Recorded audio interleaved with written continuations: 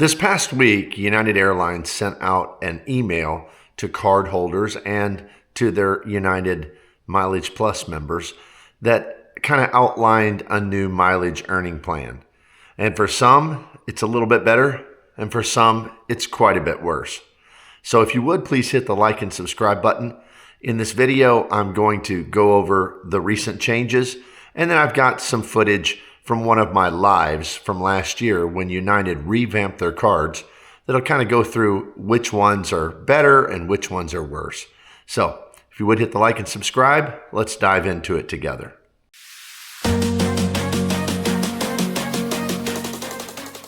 The email that United Airlines sent out really kind of outlined two separate new quote benefits. Now, are they benefits? Well, for some people, but at the same time, they're devaluations for others. The first is that regular members, people who just have a United MileagePlus account, are going to only receive 3 miles per dollar spent on United flights. So that means if you book a flight on United and it costs you $100, you're going to earn 300 United miles for that. Now, where that's a change is in the past, and for many, many years, as was true as a standard even with their competitors of Delta and American, United has earned 5 miles per dollar for just anyone who had a MileagePlus number who bought a ticket on United.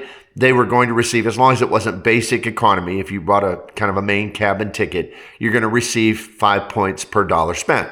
So that same $100 would have gotten you 500 miles before.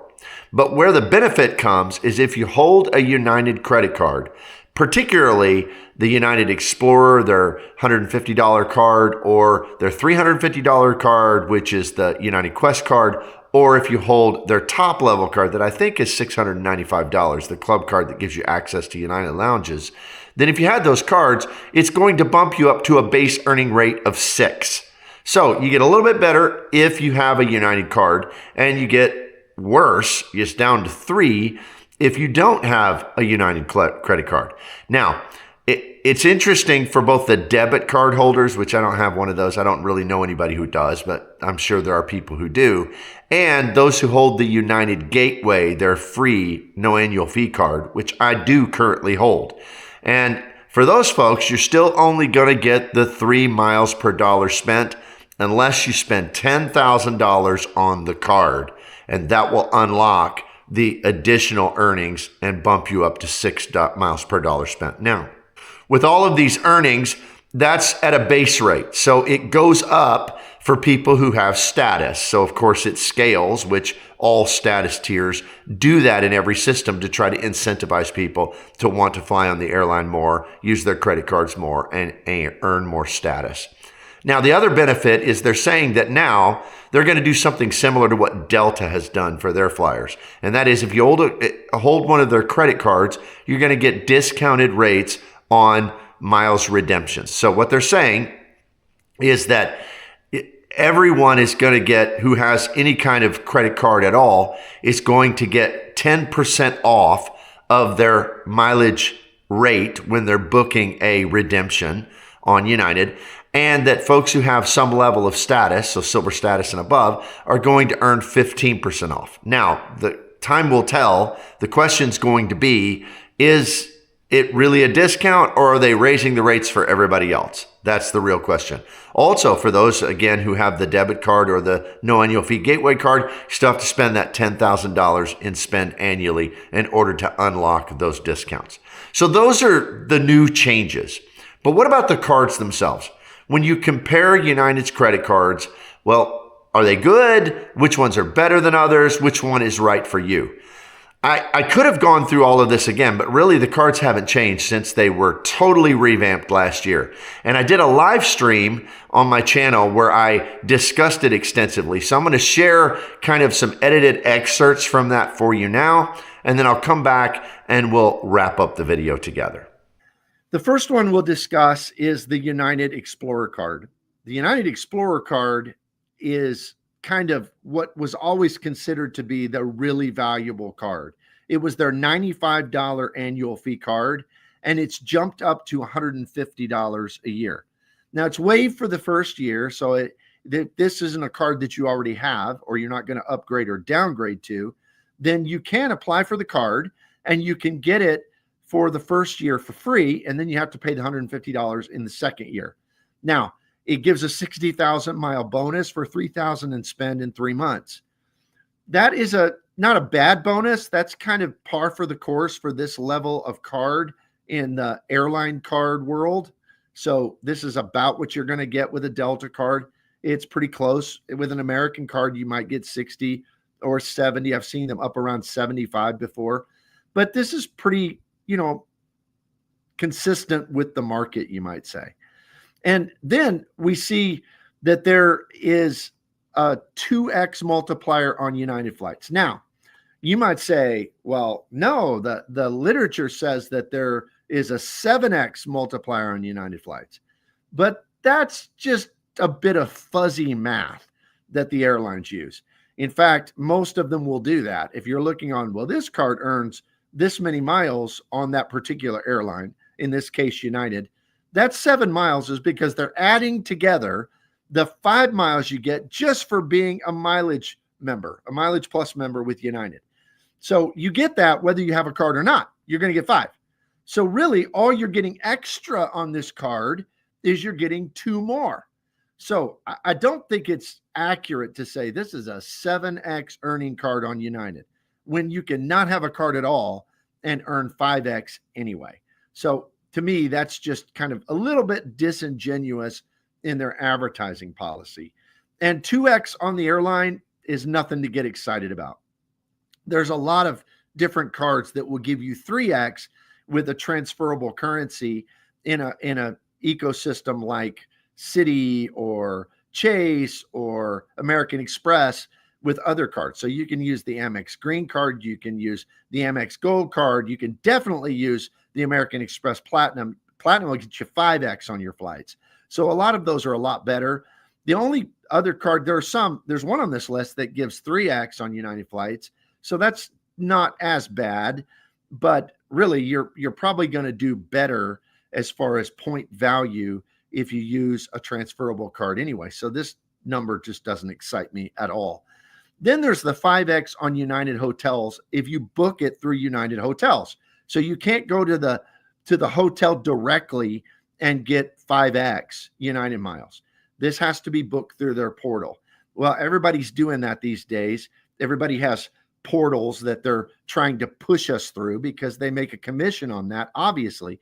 So that's kind of par for the course for a lot of cards. And sometimes I use that.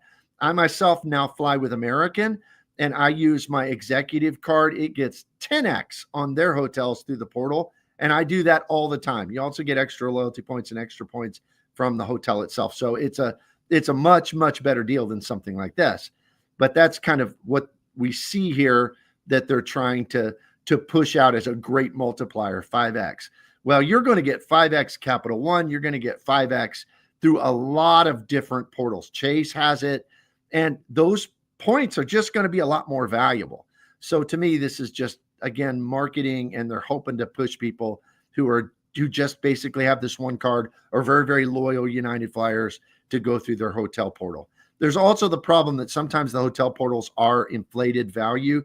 In other words, they charge a little bit more than if you book directly to the hotel. So that can be a problem as well. And then it has 2x on dining, which is not exciting at all. You can get a 3x dining card with a transferable currency all day long. So the multipliers just aren't that good. So $100 travel bank credit for $10,000 in spend. Now this is just awful. I mean, in my opinion, $10,000 in spend is a lot to spend on a card like this. Now it wouldn't be on, say, your Amex Gold card, right? I mean, you're using all your dining, all your food, something like that. But to put 10x on this card, a lot of people just have these cards because they want the free bags, and maybe on this one they want the 2 annual passes, 2 passes you get once a year into the United clubs. But to ask people to spend $10,000 to get $100 back, I just don't think that's very good at all, and would never, ever put $10,000 on this card with those multipliers just to get that back. Because to me, putting $10,000 on a different card where I'm getting 5x or in a point system that's much, much more valuable, would be more worth it. But I'd love to hear if y'all think that has any reasonable value at all, that $100 travel bank credit. It also, I'm going to say on all these cards, they're pushing this travel bank thing. And the travel bank's been kind of cool because you can put like your American Express Platinum airline credits. You can put money in the travel bank and you get the credit back. So I've used it for that. But the crazy thing about some of these, and I'm not sure if it's true with this one, if you know, put it down in the comments, but I know that some of these travel banks expire in a year. If you just put money in there, like with your American Express Platinum, then it doesn't expire for 5 years. So these aren't even as good as what we've been used to with United Travel Bank, which is really, really disappointing to me. So that to me is not a very good credit. $50 times 2 for United Hotels. So when you go through their hotel portal, they're going to give you a total of $100 a year in a credit. Now that could theoretically offset a big portion of that $150. But $50, the crazy thing about this, they're trying to kind of carbon copy this against the Delta Gold. It seems like they've got more credits than the Delta Gold, but some of the basic ideas are against the Delta Gold. The Delta Gold gives a Delta Stay credit, but it's $100, but you can use it all at once. This one, they're making you go twice and you're just getting $50 each pop. So is it usable? Perhaps, but if it were me, I might only be able to stretch out to use it once a year. And if the prices are inflated, then how much is that $50 actually going to get you? Is it really a $50 savings? That has to be examined too. This one cracks me up. There is a $5 a month rideshare credit. So, I mean, everybody that gives a rideshare credit gives $10 a month. Even the crazy one on the American Airlines executive card that you got to take 3 Lyft rides before you get it, you still get $10, but this one's a $5 a month rideshare credit. I guess it can be used in any rideshare. It's not just Uber or just Lyft, but still, that's really not very good. So $60 a year, $50 a year, $25 times 2 for rental cars with, I think it's Avis and Budget. Correct me down below in the comments if it's not, but I think it's Avis and Budget. Well, again, $50, but you can't use the whole $50 at once. You got to use it in $25 increments, first half of the year, second half of the year. To me, it would be pretty good if it was $50. Just like the hotels would be pretty good if it was just $100. But to have to break it up, and then a $10 month Instacart. Maybe some of you use Instacart. I've never used them before, so I don't know a lot about that. To me, that would be like the Grubhub credit, but with Grubhub, I always go and pick up from the restaurant, so I don't have to pay the delivery fee. So yeah, somebody else will have to comment and tell me if that's of any value. It wouldn't be of any value to me. Now, the 2 United Club passes are of value. If I were going to use this card, I would use those passes and I would enjoy them. However, the only thing that's a downside, and this has been true for a while on those, is United Clubs sometimes don't let people in with those passes. So that's just an unfortunate thing. Sometimes they have a sign up, we're not accepting passes today. And it always seems to be the day that I'm flying. So that's just my luck, I guess. And then check bags and TSA. It does come with a TSA or global entry credit once every 4 years. That can be helpful. And so what would that be valued at over the course of 4 years? Maybe $20 a year, something like that. And then check bags. Then all of these cards, and I'm just going to talk about it now, not when we get to the others, but all of these cards have this JSX credit. And JSX, as far as I understand it, I haven't flown it. My daughter's flown it before. If you've flown JSX, please put something in the comments because I'd love to hear about that because I've never flown it. Because I looked up the prices, they're like $900 to $1,000. They don't fly everywhere, and they give you a credit for it. I don't remember what it is on this one. It might be $50 or $100. I didn't even put it on the slides because it's like, how many people, and why is United pushing people to a different airline? Maybe they're getting a kickback or something. I don't know, but that's just weird that a person who has this $150 card is going to be flying semi-private. Now, maybe it makes sense on the more expensive ones, but I mean, isn't this card for flying United? So I don't know. These credits are so, to me, they're almost like the Equinox credit on the American Express Platinum. Like I've never known anybody who uses that credit, except if they sometimes might get the app and pay for the app. So to me, it's just a crazy credit. So moving on to the United Quest card. Now, I used to have the United Quest card in its old manifestation when it was $250 a year, and I liked it. I ended up upgrading to the club card before I moved on to Delta and American. But the Quest card I thought was a pretty good card, and it may be the most valuable of all of these. So let's run through it together. Now, their direct competitor, and the one that it seems like they're copying, is the American Express Delta Platinum card. It's also $350. So let's see how it stacks up. All right, $350 annual fee, 70,000 miles, and 500 PQP for 4,000 in spend in 3 months. So the 500 PQP is the metric that United Airlines uses to help people gain status or allow people to gain status. And I think the bottom level, if I'm wrong about this, somebody correct me below, but I think the bottom level is maybe 5,000 for silver and then goes to 10,000. I think it's exactly the same as Delta. It goes to 10,000 for gold, and then platinum is maybe 15,000. And then it jumps up to like 28,000 for 1K. So in essence, what you get is you get 1 PQP for every dollar you spend flying on United, or you get 1 PQP for, I think with them, it's every $15 you spend on a credit card up to a certain cap.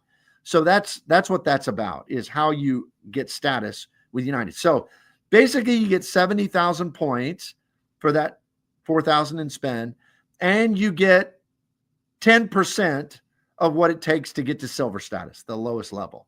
So that 500 PQP is not overly meaningful, but 70,000 miles, that's not a terrible sign-up bonus on an airline card. The multipliers are, I guess, a little better.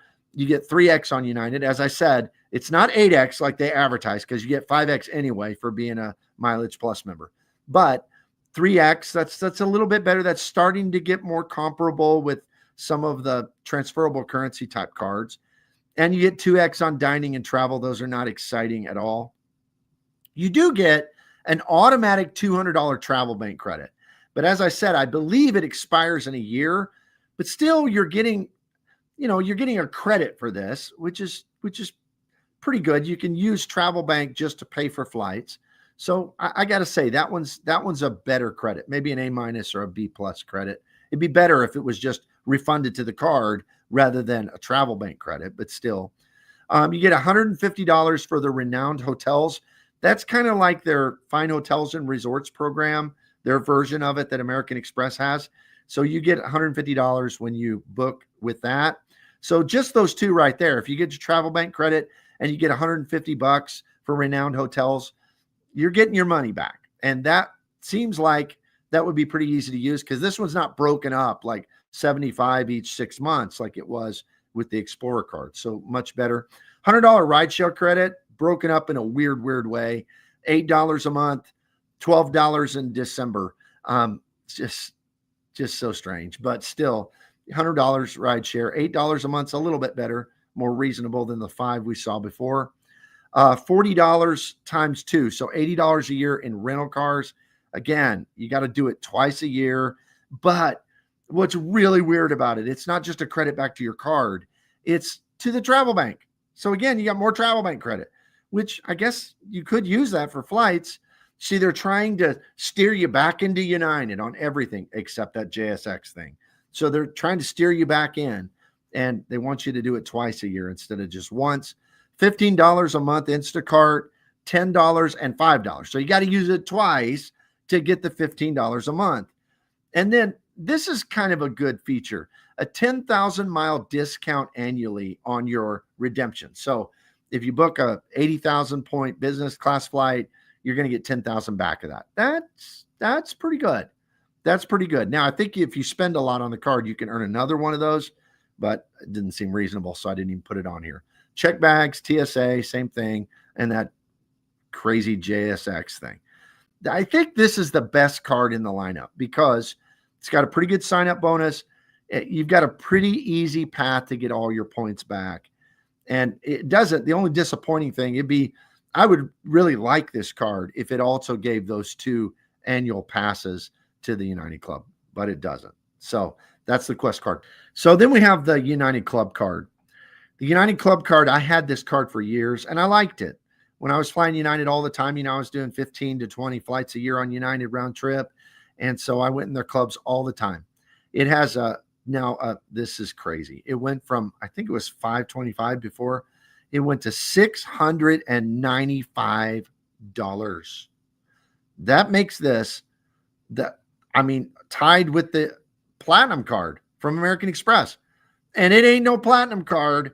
It's just crazy that they went so high. So what do you get for that? Well, you get a 90,000 point sign up bonus for 5,000 in spend. And it might at times have some PQP bump, but I didn't see it when I was looking it up. So I didn't put it on the slides, but yeah, it's crazy. They really raise that annual fee. What are the multipliers? Well, this one, I got to say 4X on United in addition to the 5X. So really you're going to get 9, but you would get 5 anyway for being a MileagePlus member. 4X is getting pretty good. That's where, my American card, my American Executive card gives me 4X on American. However, I won't say they're exactly the same because American miles are just worth more than United miles are. So but still that's pretty good multiplier. Same 5X on United hotels, and then 2X dining and 2X travel. So the rest of them aren't impressive at all. If you're buying lots and lots of paid United flights, I guess this could be okay. But you could also put it on a Chase card that gets 3 or 4X. And those points can be transferred to United. So that's got to be considered. So we'll just kind of give that a B- on their multipliers there, because the dining, no way. Don't put your dining on this card. The United hotels, well, are they even, how much more inflated is the value in the price than if you were, booking in some other way? So who knows? All right. So that's the multipliers.